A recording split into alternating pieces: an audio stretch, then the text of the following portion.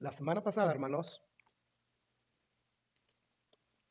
vimos que los miembros de la iglesia de Corinto habían enviado una carta al apóstol Pablo para preguntarle ciertas cuestiones, ciertas interrogantes que ellos tenían sobre la vida cristiana. Y vimos la semana pasada que algunas estaban relacionadas con el matrimonio y la soltería. Pero ahora Pablo, después de responder esas interrogantes que habían acerca del matrimonio y la soltería, él va a pasar a responder en este capítulo 8, de hecho en el 9 y en el 10, la pregunta: ¿puede un creyente comer comida ofrecida, sacrificada a los ídolos? En los tiempos del apóstol Pablo, los sacrificios de animales eran parte integral de la adoración que los paganos le rendían a sus dioses. Y tal parece que la carne que era sacrificada pues era dividida en tres porciones.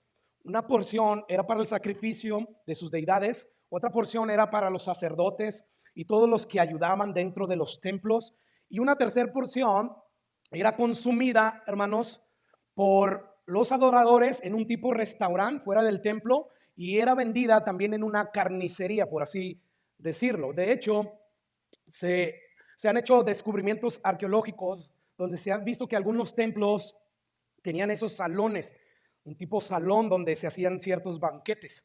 Y la pregunta que Pablo parece estar respondiendo en este capítulo y en los siguientes dos capítulos de esta carta es si era lícito para un creyente participar de ese tipo de comida que se vendían en los templos paganos. O sea, ¿es lícito, Pablo, comprar de esa carne que fue sacrificada a los ídolos? Porque en aquel entonces comerse una carne sacrificada a los ídolos, eso representaba en cierto modo que esa persona se estaba identificando con ese ídolo, con esa deidad, con ese Dios. O sea, si había alguien que se estuviera comiendo fuera de un templo pagano un bistec encebolladito, entonces los que pasaban por ahí, ellos asumían que esa persona se identificaba con esos ídolos. Esto era como cuando en México, y ustedes recuerdan, cuando se hacen reliquias de comida a un santo católico, como agradecimiento porque la persona recibió un milagro, un favor, qué sé yo. Yo no sé cuántos de ustedes estuvieron en un ritual como el que estoy diciendo. ¿En qué consistía este ritual? Bueno, la persona agradecida con el santo lo que hacía era cocinar mucha comida para todo lo que era las personas que vivían en la comunidad, en el barrio. Bueno, algo así estaba pasando aquí, nada más que en el caso que estamos viendo aquí en la iglesia de Corinto, ahí se vendía la carne que había sido previamente ofrecida a los ídolos. Y la pregunta que surge ¿es lícito comprar esa carne que fue ofrecida a los ídolos? Y bueno, los débiles de conciencia, como así los llama Pablo, ellos decían, por supuesto que eso no es lícito. O sea, ¿cómo es que nosotros vamos a contribuir, vamos a ir a comprar esa carne que fue ofrecido a esos ídolos de los cuales nosotros nos convertimos? O sea, nosotros antes estábamos ahí adorando a esos ídolos y Dios nos llamó a través del evangelio a que nos convirtiéramos a Él. O sea, eso es incongruente con la fe que ahora procesamos. Mientras que el razonamiento de los fuertes, según el apóstol Pablo, ellos decían, hey, hay solamente dos lugares donde tú puedes comprar tu mercado, tu carne.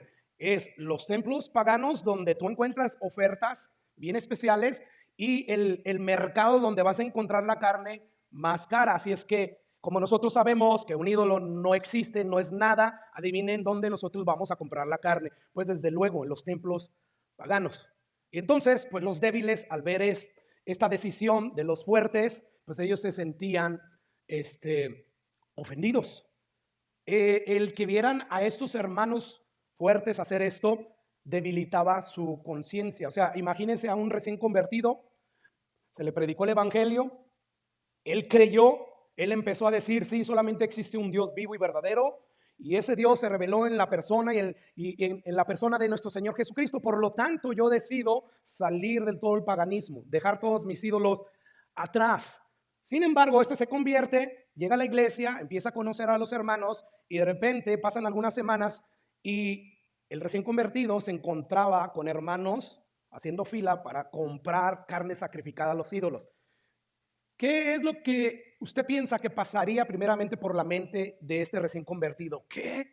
Que Simeón, que Zacarías, el hermano Zacarías, están haciendo fila para comprar carne que fue sacrificada a los ídolos. Esto es inaudito. O sea, yo no sé si puedes más o menos visualizar la problemática que Pablo está tratando aquí. Se llegaba ese recién convertido y empezaba a decir, pues, ¿qué hacen aquí? ¿Que no saben que esto es un templo pagano? ¿Que lo que venden aquí es comida sacrificada a los ídolos? ¿No deberían ustedes de salir fuera de aquí? Mientras que los hermanos fuertes le decían, mira, hermanito recién convertido, tú no sabes nada, pero la cosa es que un ídolo nada es. Sabemos que hay un solo Dios y todo nos es lícito. Por lo tanto, te conviene a ti también, de hecho, que vengas y compres aquí tu tibón, que vale a 7 denarios más vara el kilo que a donde tú vas y lo compras. ¿Por qué mejor no te vienes aquí?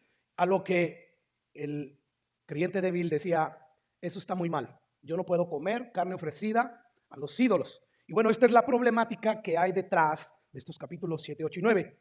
Ahora bien, hermanos, si bien es cierto que esta situación en particular ya no representa ninguna amenaza para nosotros los cristianos del siglo XXI, porque aquí no compramos la carne en templos paganos, ¿verdad? No vamos a cualquier supermercado. Entonces, si bien todo esto es cierto, hermanos, por favor, que nadie vaya a pensar por un momento que esta enseñanza de este texto no tiene nada que ver con nosotros, los creyentes del siglo XXI. O sea, no cierres tus oídos, porque lo que vamos a ver en esta tarde tiene que ver contigo y conmigo. De hecho, el Espíritu Santo inspiró al apóstol Pablo a escribir esta porción de la carta. ¿Por qué? Porque él sabía que luego sería incluida en lo que es el Nuevo Testamento y la iglesia de todos los siglos, de todas las culturas, estarían leyendo esto. Aquí hay principios, hermanos, que nos ayudan a usar bien nuestra libertad cristiana y por lo tanto, hermanos, tenemos que poner atención. Y la pregunta es, ¿qué debemos hacer los cristianos cuando nos vemos en situaciones similares a estas? ¿Qué es lo que debemos de hacer? Por ejemplo, ¿es lícito ir al cine? ¿Es lícito tener una televisión en casa? ¿Es lícito meterse en la política? Bueno, todas estas son cuestiones secundarias que la Biblia no nos habla de manera segura.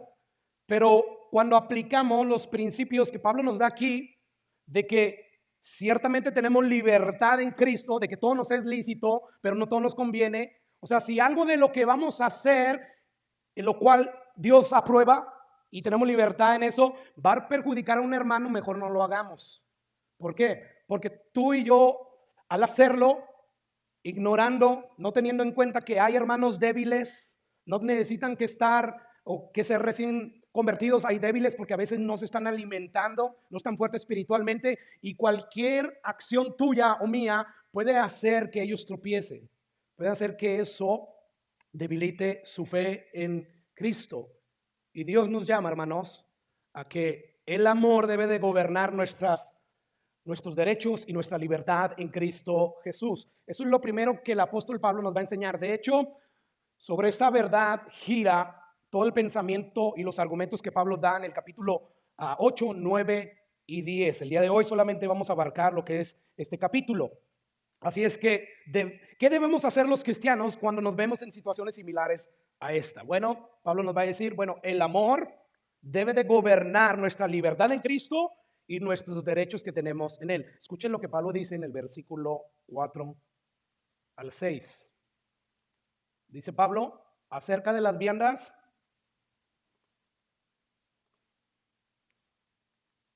acerca pues de las viandas que se sacrifican a los ídolos, sabemos que un ídolo nada es en el mundo y que no hay más que un Dios. Versículo 5.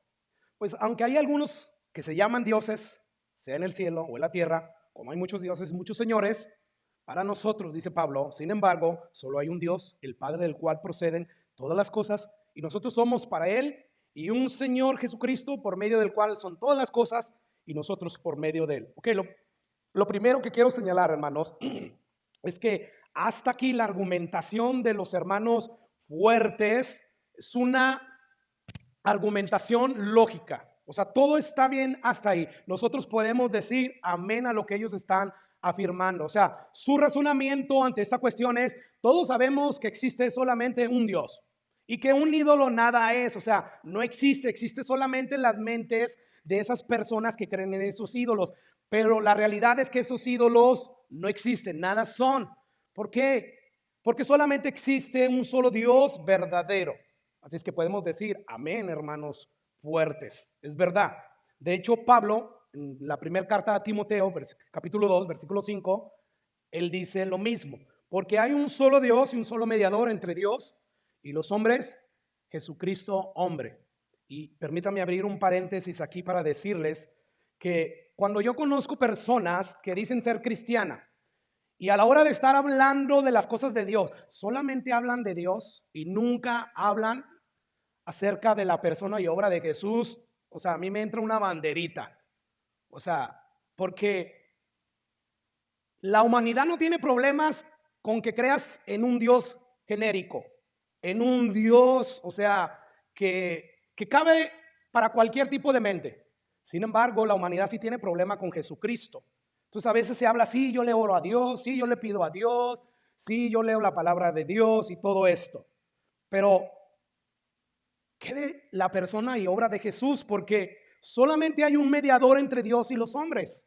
Y si tú no estás hablando acerca de ese mediador, de ese Jesús bíblico, entonces algo está mal. Lo más seguro es que no lo conoces. Y si no lo conoces, tú estás perdido. Porque no hay otro mediador. No hay quien pueda mediar entre Dios y el pecador. Solamente Jesucristo. Pablo dice que no hay otro nombre dado a los hombres en el cual podamos ser salvos.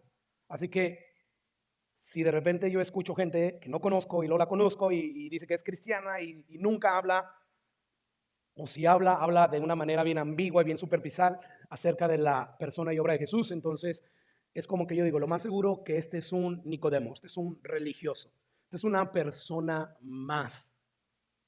Por lo tanto, tengo que ser intencional para hablarle acerca de la persona de Jesús, acerca de su obra. Así es que cierro aquí el paréntesis. Podemos no asumir, pero sí concluir que amén a la lógica de los hermanos fuertes de Corintio. O sea, sabemos que un ídolo nada es en el mundo, que hay solamente un Dios. Sin embargo, escuchen lo que Pablo va a pasar a decir en el versículo 7. Pero no en todos hay este conocimiento, porque algunos habituados hasta aquí a los ídolos, y me voy a detener ahí, ¿a qué se refiere cuando Pablo dice, porque no en todos hay este conocimiento? ¿Cuál conocimiento? De que solamente hay un Dios, de que no hay ídolos. Dice Pablo, no todos los hermanos, sobre todo los recién convertidos, tienen este conocimiento. Dice, porque algunos habituados hasta aquí a los ídolos, o sea, habituados, hermanos recién convertidos, habituados a seguir creyendo que un ídolo es algo que es una deidad, comen como sacrificado a ídolos y su conciencia siendo débil se contamina. En otras palabras, Pablo está diciendo, sí, yo estoy de acuerdo, hermanos fuertes, de que solamente hay un solo Dios, hay un solo mediador entre Dios y los hombres, es Jesucristo. Sin embargo, este conocimiento no es suficiente para ustedes. Si quieren regular bien su uso de la libertad cristiana, ustedes tienen que usar el amor. Porque si solamente te basas en el conocimiento, porque es verdad, solamente hay un Dios.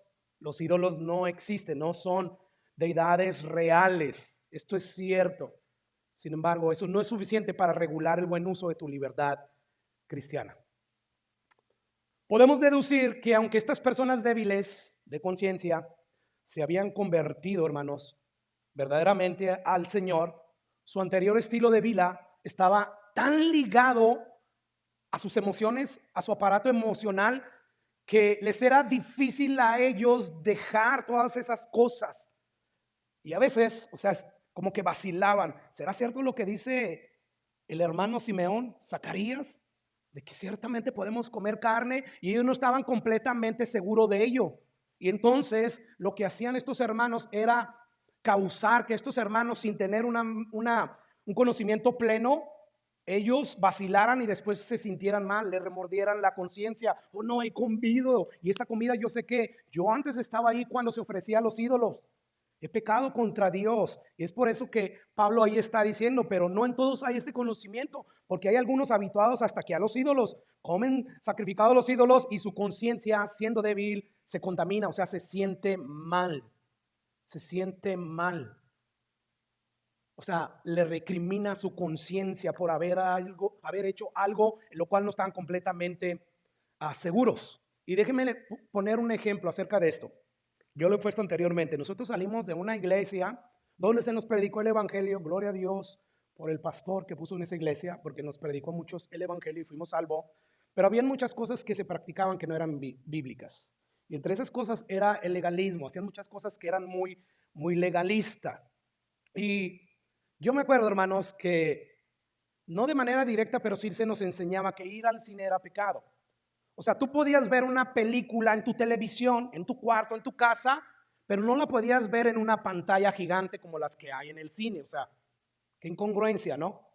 Entonces, eso para ciertas personas era pecado. Así que dejamos de ir al cine por mucho tiempo hasta que, gracias a Dios, hermanos, pues Dios nos libertó de esa conciencia, de esa doctrina errada.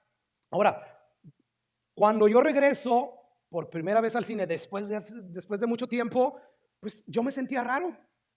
O sea, era como que verdaderamente esto está bien, porque estoy aquí. O sea, la palabra me dice que está bien, siempre y cuando esa película no tenga contenido erótico, obsceno, cosas que no agradan a Dios. O sea, no importa si la ves en la casa o la ves en el cine. Sin embargo, hermanos, yo me sentía raro. O sea, tenía la información de que no había problema porque estaba viendo una película decente. Sin embargo, emocionalmente estaba ahí como atrapado. Tuvo que pasar tiempo para entonces eso dejara de estar en mi mente. Bueno, ahora imaginémonos a uno de estos creyentes débiles. O sea, ven a un hermano con una conciencia bien fuerte, bien informada, se está comiendo unos buenos tacos, qué sé yo, de carnita en el templo. ¿Y qué es lo que pasa, hermanos? Este se siente mal, pero el fuerte le dice, hey, yo sé que esto no es malo delante de Dios, porque el ídolo nada es, ni siquiera existe. ¿Qué pasa con este débil? Bueno, yo estoy viendo que mi hermano, el que ya tiene mucho tiempo en el Señor, está comiendo. ¿Debería yo también de comerme unos tacos de carnita? Sí, estoy enfrente del templo pagano, pero debería de hacerlo. Y como que quiere y no quiere. Bueno, llega un momento en que aunque él no está convencido, se come esos tacos y después su conciencia le recrimina, lo hace sentir mal. ¿Por qué? Porque él no estaba 100% convencido de que verdaderamente eso era permitido. Sin embargo, alentado por la conducta de ese otro cristiano, pues él lo hizo. Pero él cometió y comete pecado todas las personas que van en contra de su conciencia. Dios nos dio la conciencia con un propósito y es para decirnos lo que es bueno, lo que es malo, lo que es aprobado por Dios y lo que no es. Entonces un hermano así violenta los dictados de su conciencia. De hecho, la Biblia, si usted recuerda cuando estuvimos en Romanos capítulo 14, vimos que nos dice que lo que no proviene de fe, eso es pecado. Y aquí habla acerca de la conciencia según el contexto en que Pablo lo está diciendo. Escucha lo que dice Romanos capítulo 14, versículo 22.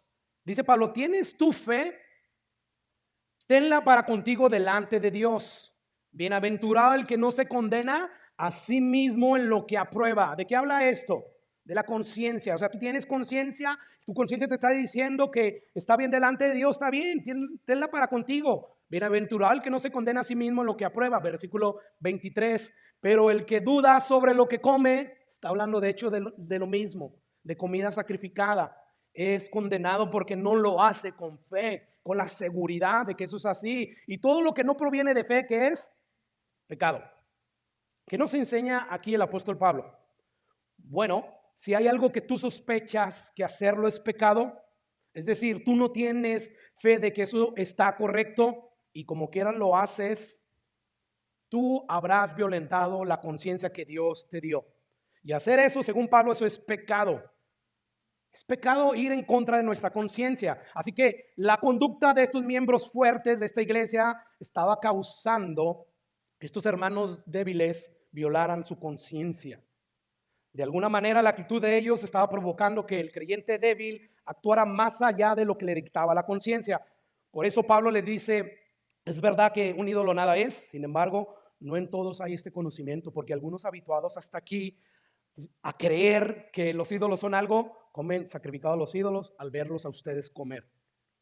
Y de repente su conciencia despierta y los contamina, es decir, los hace sentir mal. Ahora, ¿qué debían hacer los miembros de la iglesia de Corinto que tenían una conciencia bien fuerte, bien informada? ¿Qué era lo que tenían que hacer? Ignorar la debilidad del hermano por el cual Cristo murió, al igual que Cristo murió por ellos. Eso es lo que tenían que hacer. No, ellos debían considerar seriamente el impacto que su conducta podía tener en la vida de los otros. En otras palabras, ellos tenían que poner el amor por encima de su propia libertad, por encima de su propio derecho. Dice el versículo 8, si bien la vianda o la comida no nos hace más aceptos ante Dios, pues ni porque comamos seremos más, ni porque no comamos seremos menos. En otras palabras, si bien delante de Dios lo que uno come o deja de comer no nos hace menos o más espirituales. Versículo 9, sin embargo, pero miren que esa libertad de ustedes, o sea, sí es una libertad. Miren que ese derecho de ustedes no venga a ser tropezadero para los débiles. Versículo 10. Porque si alguno te ve a ti que tienes conocimiento, sí es un solo Dios y los ídolos no son nada. Alguien, un débil, te ve sentado a la mesa en un lugar de ídolos. Dice ahí Pablo, la conciencia de aquel que es débil ¿no será estimulada a comer de lo sacrificado a los ídolos? O sea, ¿no será animado? ¿No está completamente seguro? ¿Todavía vacila? Y eso quiere decir que él peligra a violentar su conciencia. Si te ve haciendo cosas que sí son una libertad para ti, pero como él está débil, ¿no lo estás tú provocando, en otras palabras, a que peque? O sea, tu conducta estaría provocando que el hermano débil vaya más allá de lo que su conciencia le está dictando. Y tú estás causando que vaya en contra de su conciencia. Versículo 11. Y por el conocimiento tuyo. ¿Qué quiere decir Pablo cuando dice por el conocimiento tuyo? O sea, porque aplicas muy bien el conocimiento que tienes. Que ciertamente los ídolos no son nada. Por lo tanto, me puedo comer la carne. Pero si por ese conocimiento que tú aplicas sin considerar a los hermanos débiles, se pierde el hermano débil porque en Cristo murió. Yo no sé si estás captando. Hay detrás de esto una enseñanza muy seria y muy importante. Sí, tenemos libertad para hacer muchas cosas. Por eso Pablo dice, todo nos es lícito, pero no todo nos conviene. No todo edifica. Por lo tanto, todo aquello que aunque me es lícito hacer y no edifica a la iglesia del Señor, sino que la afecta, la daña, hace tropezar a los débiles, entonces yo no lo voy a hacer, aunque tenga la libertad de hacerlo. Mire, yo no sé cuántos de ustedes creen que tomar vino es pecado. No lo es. Emborracharse es pecado. O sea, como tener sexo dentro de un matrimonio no es pecado, pero fuera del matrimonio lo es. De hecho, comer como glotón es pecado. O sea, yo no sé si te das cuenta, Dios nos dio todas esas cosas para disfrutarlas dentro del límite que Dios ha establecido. Entre eso está el sexo, la comida y el vino. El vino hay que tomarlo con moderación. El vino bíblico embriagaba. No os embriaguéis con vino, dice Pablo, en el cual hay disolución. O sea, no hay problema con tomar vino. El problema es emborracharte con el vino. Sin embargo, no por eso yo voy a andar tomando vino. Para empezar, no me gusta. Para empezar, no necesito alegrarme, relajarme con esos relajantes. No. Pero si yo quisiera tomarlo, tomaría sin cargo de conciencia. Pero nunca lo haría en frente de gente débil. ¿Por qué? Porque Dios me va a pedir cuentas. Porque eso puede causar. Y tú no puedes decir, es que ya debería de crecer. No, pastor, tantos años. No, paletón. No. Dios no espera que tú le digas eso. Lo que pasa es que tú estás sacando pretextos para llevar a cabo tu libertad y disfrutar sin importar que tú estás afectando a un hijo de Dios, a alguien por quien Jesús murió. Por lo tanto, hermanos, nosotros tenemos que tener mucho cuidado. Dice Pablo, si por el conocimiento tuyo alguien es debilitado, se perderá el hermano débil por quien Cristo murió. ¿Te das cuenta? Y por si acaso, hermanos, ahí la palabra perderse, ahí significa literalmente destruir. O sea, Pablo no está hablando de perder la salvación, porque entonces tendría que Pablo quitar todos Romanos. Que en Cristo nos dice allí que estamos seguros. ¿Quién nos puede separar del amor de Cristo? Tribulación, hambre, persecución, espada, peligro. No hay nada, nada, dice Pablo, ni en el cielo ni debajo de la tierra que puede separarnos del amor de Jesús, ni lo creado. ¿Qué es lo creado? Fuera de Dios todo es creado. No hay nada de lo que Dios creó y entre eso estamos nosotros. Somos creación de Dios, nos podemos apartar del amor de Jesús. O sea, aquí lo fuerte Es el amor que Jesús tiene por nosotros, no el amor que nosotros tenemos por Jesús. Son cosas diferentes. O sea, el amor que yo tengo por Jesús, eso sí, si dependiera de mí, yo puedo perder ese amor. Pero el amor que Jesús tiene por mí, o sea, es fuerte, nadie lo puede deshacer. Así es que Pablo no puede estar hablando de que se pierde aquí la salvación, de que se va a perder el hermano. Entonces, ¿de qué está hablando aquí el apóstol Pablo? Bueno, hermano, está hablando de que tú puedes destruir la vida espiritual del hermano. Porque en vez de hacer tu papel, que nuestro papel es edificarnos mutuamente, ¿verdad? Con todas las cosas que contribuyen para la mutua edificación, pero si no lo estás haciendo, sino que lo estás dañando, tú estás destruyendo la vida espiritual del hermano. Es a lo que Pablo se refiere. Escucha lo que dice el versículo 12. De esta manera, pues, pecando contra los hermanos e hiriendo su débil conciencia, porque estás haciendo las cosas que sí son lícitas, pero que están hiriendo al hermano débil, contra Cristo pecas. Ahí es el problema. O sea, tú olvídate de que se me va a echar encima este hermano débil y la familia de ellos. No es, el problema es que se levanta es contra Cristo. Y eso es lo serio y lo peligroso. Versículo 13. Por lo cual, si la comida le es a mi hermano ocasión de caer, dice Pablo, yo no la voy a comer jamás. O sea, yo amo la obra de Cristo, yo amo a cada una de esas personas por las cuales Cristo murió en la cruz del Calvario, por muy torpe que sea. Si comer carne afuera de un templo, eso va a causar que yo dañe la conciencia de mi hermano, yo no comeré carne jamás para no poner tropiezo a mi hermano. Esto es verdaderamente cristianismo. O sea, ¿qué es lo que yo tengo que limitar en mi vida para no ser tropiezo a mi hermano por el cual Cristo murió? Bueno, Pablo no responde. Yo tengo que limitar mi libertad. Yo tengo que limitar mi derecho que tengo en Cristo Jesús. O sea, aquello que me es permitido hacer, si hace tropezar a mi hermano, dejo de hacerlo. Escucha cómo Pablo concluye en el capítulo 10, versículo 23, porque recuerda, este capítulo 8, 9 y 10, Pablo está hablando de lo mismo. La próxima semana vamos a ver que Pablo se va a poner de ejemplo y va a decir, mire, yo limito tanto mi derecho que aún mi economía, mis finanzas que yo debo de recibir porque soy un apóstol que predica el evangelio, yo lo hago a un lado. O sea, hay gente que me está criticando que yo estoy por el dinero, pero con tal de que esa gente no siga pensando en eso y eso les sea ocasión de no querer escucharme, no me den ofrenda. No me importa. O sea, yo hago a un lado todo eso. Escucha cómo el apóstol Pablo concluye ya este punto. Capítulo 10, versículo 23. Dice Pablo, todo me es lícito, pero no todo conviene. Todo me es lícito, pero no todo edifica. O sea, ahí eso es como una clave. Entonces, ¿qué tenemos que hacer, pastor? ¿Tenemos que vivir para qué o qué? Tenemos que vivir para todo aquello que edifica a mi hermano. Y dice el versículo 24, ninguno busque su propio bien, sino el de otro. Wow, eso es contraintuitivo, ¿verdad? Va en contra de nuestra inclinación. No, primero estar mis dientes y después mis dientes de nuevo. Ni siquiera mis parientes.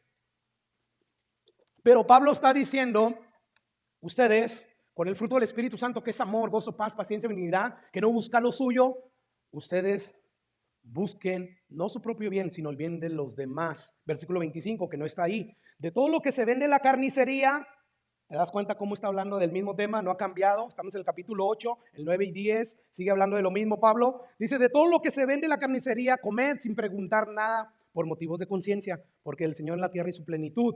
Pues, ¿por qué se ha de juzgar mi libertad por la conciencia de otro? Como ese es el pretexto de algunos. No, ya deberían de estar bien maduros, ya bien grandes. O sea, ¿por qué? Como dice ahí Pablo, ¿por qué se ha de juzgar mi libertad? O sea, por la debilidad de otro. Versículo 30, y si yo con agradecimiento participo, ¿por qué he de ser censurado por aquello que doy gracias? Versículo 31, si pues comes o bebes o haces otra cosa, hacerlo para la gloria de Dios. Versículo 32, no seas tropezadero ni a judío, escucha, ni a los no creyentes, ni a los gentiles, ni a los de la iglesia. Como también yo en todas las cosas agrado a todos, no procurando mi propio beneficio, sino el de muchos. ¿Para qué? Para que sean salvos, para que sigan creciendo espiritualmente. Yo con mis acciones, yo no quiero perjudicar la salud espiritual de nadie, aunque tenga libertad para hacerlo, pero si eso le va a hacer daño a mi hermano, no lo voy a hacer. Así es que no hay duda de que el amor gobernaba en la vida del apóstol Pablo. O sea, eso de poner encima o hacer a un lado todos sus derechos, todas sus libertades. Dice Pablo, yo no vivo procurando mi propio beneficio, sino vivo procurando el beneficio de los demás, con tal de que muchos sean salvos, con tal de que muchos sigan teniendo una condición espiritual saludable. Mire, pensemos en nuestro Señor Jesucristo. Él fue voluntariamente a la cruz del Calvario. Dios no lo obligó, heme aquí, dijo, yo voy, envíame a mí.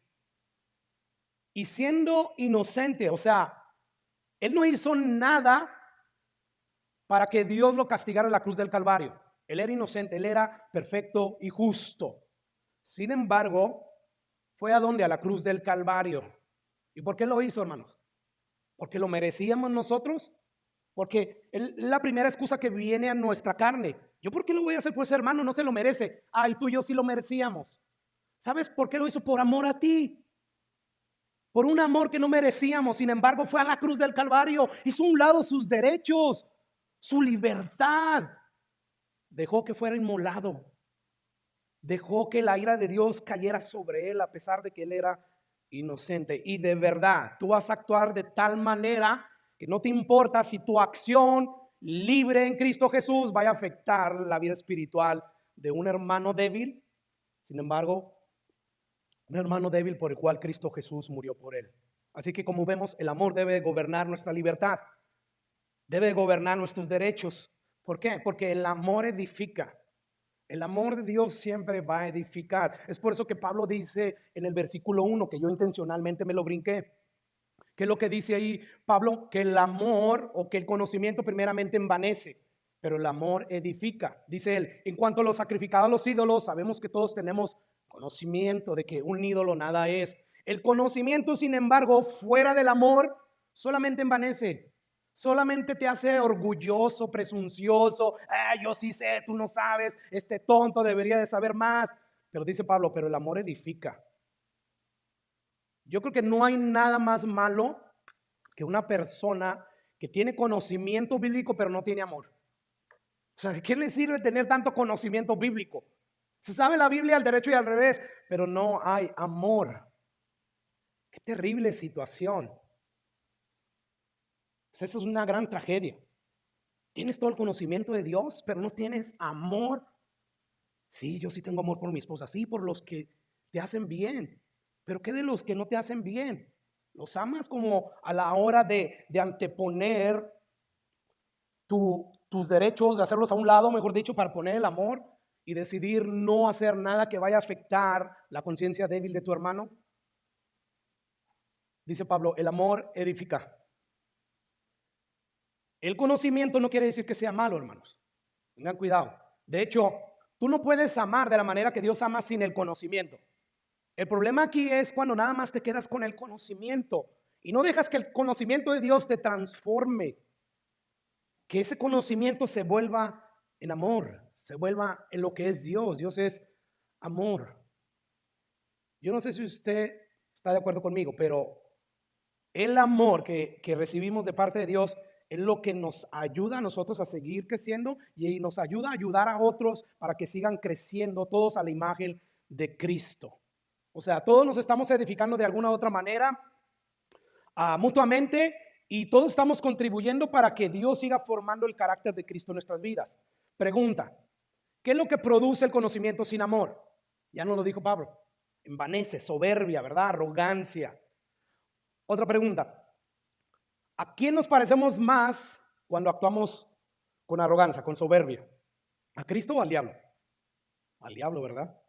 Así que el conocimiento sin amor envanece. Sin embargo, el conocimiento aplicado con amor edifica. Y los hermanos fuertes en Corinto no estaban aplicando el conocimiento con amor. ¿Por qué? Porque ellos no estaban dispuestos a dejar pasar las ofertas de las carnes frías, pastor. Ellos no estaban dispuestos, o sea, no, a mí me vale si él es perjudicado espiritualmente. Ya debería de ser un maestro y todavía sigue siendo perjudicado. O sea, al diablo con eso. Yo voy a comprar mis especiales. Este era el problema de estos hermanos. Y esto nos enseña, hermano, que una cosa es la doctrina, el conocimiento teológico, y otra cosa muy diferente es conocer a conocer a Dios y tener su amor. Son dos cosas muy distintas. O sea, es posible crecer en conocimiento de la Biblia y aún así no crecer en gracia, aún así no crecer en relación personal con Dios. Y la prueba de todo esto es el amor. ¿Cómo puede probar tú si una persona verdaderamente tiene una relación con Dios, el Dios bíblico? Si tiene amor. Y si tiene amor, no para los que lo aman. O sea, dijo Jesús, o sea, ¿qué mérito hay en amar a los que nos aman? No, el problema es que ames a tu enemigo.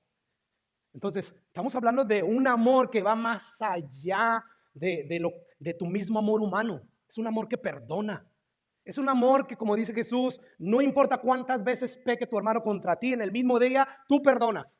De la misma manera que Dios te perdona a ti. ¿Cuánto nos ha perdonado Dios? Muchísimo. Hasta el día de hoy nos sigue perdonando. O sea, si pudiéramos tener la capacidad que Dios tiene de llevar la contabilidad de todos nuestros pecados, o sea, nos aterrorizaríamos. Hemos perdido ya la cuenta y todavía los pecados que han de acumularse en el futuro y Dios nos perdona. ¿Quieres saber si alguien está teniendo una relación con Dios de cerca? Mira su amor, mira el nivel de amor que Él tiene. Porque una persona entre más cerca está de algo, se va a convertir en ese algo. Además, la Biblia nos dice que el fruto del Espíritu Santo, ¿qué es? Amor. Y el amor de Dios todo lo puede, todo lo sufre, todo lo soporta, todo lo perdona. Así que es posible que esté en conocimiento de la Biblia y aún así no crecer en gracia, y aún así no tener una relación personal con Dios. Y esto era lo que estaba pasando con algunos miembros de esta iglesia. Estaban envanecidos. Su falta de amor manifestaba que verdaderamente ellos no tenían no le daban importancia a estos hermanos débiles. Y mire, según Pablo, una persona que realmente está creciendo en el conocimiento va a tener dos características. O sea, si alguien está creciendo en conocimiento, van a haber dos cosas que lo van a evidenciar. Número uno, humildad, versículo 2. Si alguno se imagina que sabe algo, aún no sabe nada como debe de saberlo. O sea, ¿qué era lo que se imaginaban los hermanos fuertes? Sí, solamente hay un Dios, no hay ídolo, no existe. Y era todo lo que se concentraban, pero ignoraban, olvidaban que los hermanos débiles, Cristo murió por ellos y creían que lo sabían todo. Y para ellos su pretexto era esto, o sea, los ídolos no son nada, por lo tanto me voy a comer la carne. Y no me importa lo de ahí. Bueno, dice ahí Pablo, si alguno se imagina que sabe algo, aún no sabe nada como debe de saberlo. Una de las cosas que sabe el que verdaderamente sabe es que no lo sabe todo. Alguien que verdaderamente sabe la verdad de Dios, él sabe, está consciente de que no lo sabe todo. Y precisamente porque no lo sabe todo es humilde. No hay persona más humilde que una persona que sabe que no lo sabe todo. Tú le puedes llamar a esa persona ignorante y decir, sí lo soy. O sea, pensando bien, cabalmente, a sangre fría, que verdaderamente no lo sabemos todo, eso nos hace meritorios de que nos llamen ignorantes. Somos unos vil ignorantes. Nuestra ignorancia es tal que tú ignoras lo que existe, que no sabes que existe. Tal es así nuestra ignorancia. Y estos hermanos se la daban de muy sabelotodos. Alguien dijo, búscate una persona que cree que lo sabe todo y habrás encontrado un ignorante, presuncioso y arrogante. ¿Por qué, hermanos? Porque una actitud de sabelotodo solamente evidencia ignorancia y arrogancia. Sin embargo, una persona humilde realmente está consciente de la cantidad de cosas que él no sabe. Nosotros no sabemos mucho acerca de la física cuántica, acerca de la astronomía, acerca de la biología. Eso ya nos hace ignorantes, hermanos. Wow. Esto nos enseña que mientras más una persona sabe, más claramente ve su ignorancia. Es por eso que el filósofo griego Aristóteles, o sea, después de adquirir tanto conocimiento, a través de tanto estudio arduo que él llevó en toda su vida, él llegó a la conclusión y dijo, yo solo sé que no sé nada. Eso es sabiduría, eso es ser humilde. O sea, este filósofo griego Aristóteles estaba consciente de su propia ignorancia y él sabía que era una ignorancia muy vasta. Así que una de las características que tiene la persona que verdaderamente está creciendo en conocimiento es humildad. Pero no es la única característica. Hay una segunda característica y es que Él tiene amor hacia Dios. No solamente es humilde, pero Él ama a Dios. Escucha lo que dice el versículo 3. Pero si alguno ama a Dios, es conocido por Él. ¿Qué es lo que Pablo está diciendo aquí? Si alguno ama a Dios, es conocido por Él. O sea, es conocido por Dios por una sencilla razón. O sea, es imposible conocer verdaderamente a Dios y no amarlo, porque todo lo que hay en Dios es digno de amor, de amarlo. O sea, ¿cómo tú vas a conocer al Dios que es amor y no lo vas a amar a Él? Si en Él no hay nada detestable. O sea, en Él es admirarlo, es desearlo, es querer más de Dios. Mira, el ser humano, viéndolo de esta manera, es el único ser que mientras más te acercas a Él para convivir con Él, más imperfecto lo vas a ver. ¿Cuántos recuerdan cuando recién se casaban? ¿Verdad? Ah, sí, ya me casé, ahora sí voy a ser feliz. ¡Pam! No. Entramos a un mismo techo, dos personas pecadoras, y al acercarse, todo eso que el novio no vio, solo la belleza, de repente empiezan a salir las imperfecciones. Así es que el ser humano es el único ser que entre más se acerca a convivir con él, más imperfecto lo ves. Esto es una realidad, hermano. Mira a una persona de lejos y lo vas a admirar. Yo recuerdo cuando Emily nos conocía apenas, y como nosotros somos bien bíblicos, si Pablo dice, yo sé que en mí no habita el bien, yo sé que en mí mora el pecado, pues si Pablo lo dijo, con más razón nosotros. Y le empezamos a decir, no, mira, nosotros de repente así, o sea, no esperes encontrar la perfección andando, no. ¿Cómo también ustedes? O sea, empezamos a convivir en los estudios bíblicos y empezó la confianza y todo eso, y empezó a ver las imperfecciones de nosotros. Si tú quieres que yo empiece a ver lo que realmente eres tú, invítame a tu casa a convivir y me voy a dar cuenta. Sin embargo, en el caso de Dios es todo al revés. O sea, entre más conoces tú a Dios, entre más cercas tú estás de Dios, más perfecto, más glorioso, más amoroso lo ves. Es todo lo contrario. Por lo tanto, hermanos, una persona que verdaderamente está creciendo en el conocimiento de Dios, no solamente va a ser humilde, sino va a ser una persona que ama a Dios. Porque Él es digno de ser amado. Cualquiera se enamora de Dios. O sea, es sumamente fácil enamorarse de Dios. Cuando tú ya estás dispuesto a divorciarte de tu vida de pecado, que eso es lo que le impide al hombre venir a Dios y amar a Dios. O sea, no quiere soltar su vida de pecado. Yo quiero vivir a mi manera. Yo no quiero soltar mi pecado. Yo amo más las tinieblas que a ti, Dios. Pero cuando una vez que el hombre decide divorciarse y empieza a poner su mirada en Dios, no hay nadie que lo aleje del amor de Dios. Él empieza a enamorarse de Dios. ¿Por qué? Porque Dios tiene todas las cualidades para que cualquier ser humano se enamore de Él. Así que no es la cantidad de conocimiento teológico que tengamos lo que va a determinar si verdaderamente conocemos a Dios. No, lo que verdaderamente va a determinar si nosotros le conocemos es si lo amamos a Él. Pregunta, ¿qué ocurre cuando una persona que ama a Dios? ¿Qué es lo que ocurre con esa persona que ama a Dios? Automáticamente él empieza a amar a lo que Dios ama. O sea, yo empiezo a amar a Dios, por consiguiente, automáticamente yo empiezo a amar a aquellos que son amados por Dios. Esto lo corrobora Juan capítulo 4, versículo 19. Escucha lo que dice Juan. Si alguno dice, yo amo a Dios y aborrece a su hermano, y sobre todo cuando ese hermano le hizo algo que lo ofendió, que lo hirió. ¿Recuerdan que leímos el pasaje? ¿Hasta cuántas veces tengo que perdonar a mi hermano? ¿Hasta 7 veces? No, hasta 70 veces 7. Si viene tu hermano en el mismo día y te pide perdón 7 veces, perdónalo. Bueno, dice ahí Juan, si alguno dice, yo amo a Dios, pero no puedo perdonar a mi hermano, ¿el tal que es? Mentiroso. Pues el que no ama a su hermano, a quien ha visto, ¿cómo puede amar a Dios a quien no lo ha visto? Versículo 21. Y nosotros tenemos este mandamiento de Dios: el que ama a Dios, ame también a su hermano. Es imposible amar a Dios y no amar a tu hermano. Así, literal. Es imposible. Pero es que no puede ser posible que porque no perdone a mi hermano, no significa que no ame a Dios. No, según Dios sí es posible.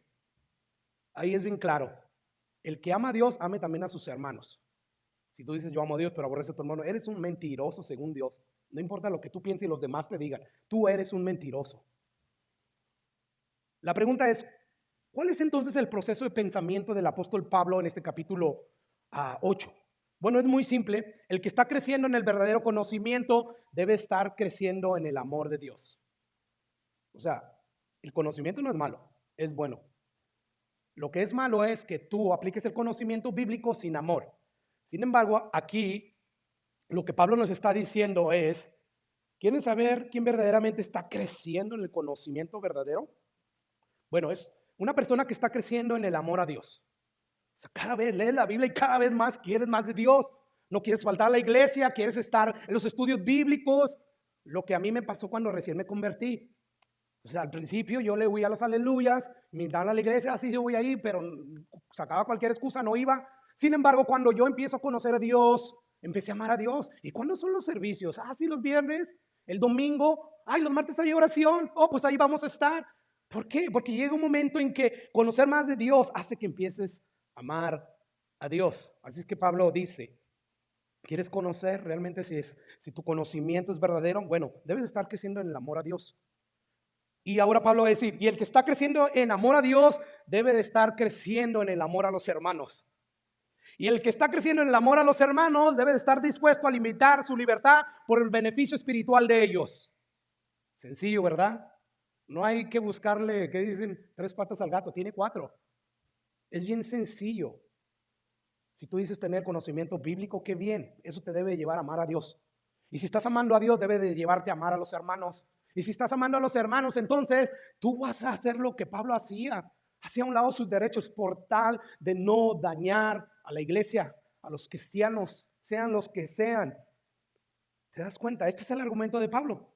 Y ahora, para ilustrar esta enseñanza, el apóstol Pablo trae a colación su mismo ejemplo, que esto es lo que vamos a ver el próximo domingo, si Dios nos permite, en el versículo 9. Pero quiero cerrar ya esta enseñanza con algunas preguntas. ¿Eres un destructor o un edificador?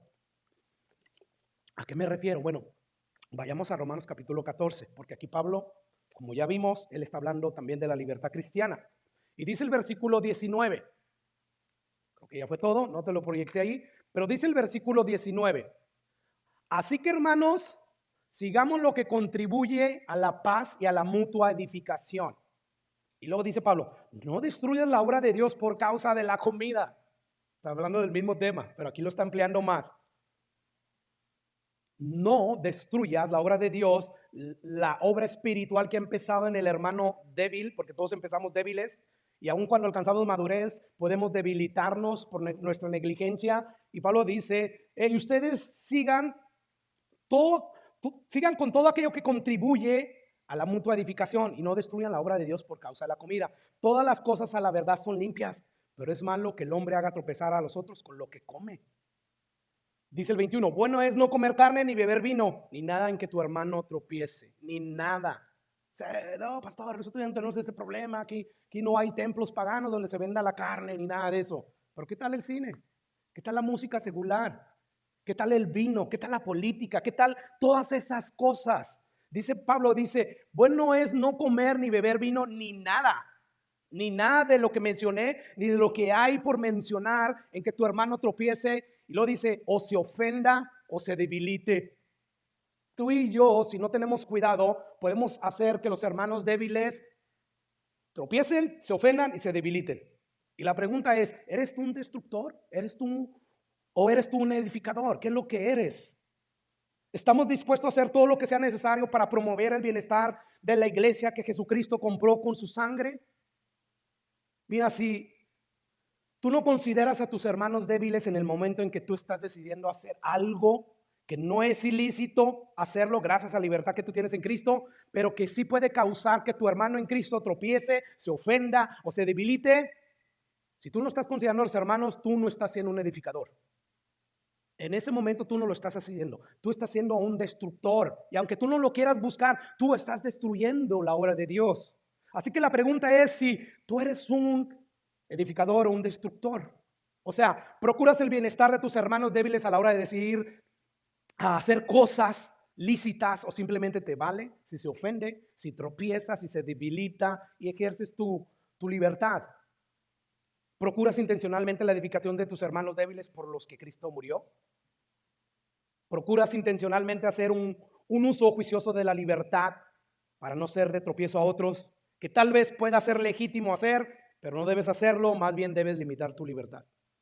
¿O tú eres de los que no puedo yo disfrutar de mi libertad si no la ejerzo? Pregunta, ¿es evidente en tu vida que el carácter compasivo de Cristo esté en tu corazón? ¿Eso es evidente? Yo no sé, hermanos. Yo sí sé lo mío, pero yo no sé dónde te encuentras tú. Mi oración a Dios es, quiera Dios, hermano, ayudarnos a recordar siempre que la conciencia débil de un hermano puede fácilmente ofenderse, dañarse. Un hermano así fácilmente puede tropezar. Si de repente venció muchas tentaciones, dijo, voy a seguir buscando al Señor, no voy a faltar al servicio, voy a estar en la oración, voy a estar en los estudios bíblicos, me voy a esforzar, y de repente te ve hacer algo que es lícito, sin embargo, para él no lo es, y lo desanimas. O sea, quiera Dios ayudarnos a ver que ciertamente los hermanos se puedan hacer y no estemos tomando decisiones al ahí se va. Es importante, hermanos, tomar en serio lo que Dios nos está pidiendo que tomemos en serio. Que Dios nos ayude a mantener la unidad del Espíritu. Que Dios nos ayude a no ofender a los miembros del cuerpo de Cristo, a los más débiles. Y que juntos podamos nosotros adorar a Dios. Vamos a inclinar nuestros rostros. Padre, gracias.